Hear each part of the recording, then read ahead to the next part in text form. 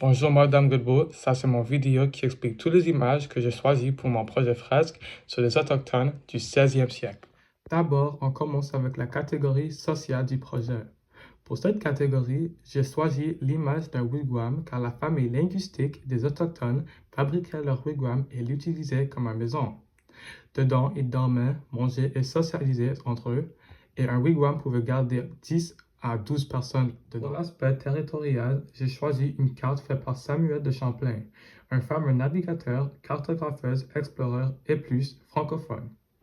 J'ai choisi l'image car ça dépicte clairement et en détail les différents territoires importants en Canada dans le 6e siècle. J'ai décidé de choisir une chemise traditionnelle d'une famille linguistique pour mon aspect culturel.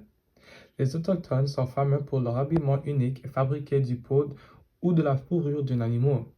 Alors je pensais que cette chemise est un bon exemple d'habillement traditionnel. Les Autochtones n'utilisaient pas d'argent car ils dépendaient sur l'échange entre colonies pour obtenir des choses importantes pour survivre. Une des choses très populaires pendant l'échange était la fourrure, car les Autochtones l'utilisaient pour fabriquer leurs vêtements. Alors j'ai choisi une image du fourrure pour mon aspect économique.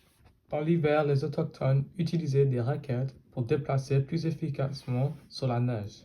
Alors les raquettes sont un bon exemple de technicalité car ils créent des choses pour faciliter leurs tâches de vie quotidienne. Ça c'est l'image de mon fresque complété.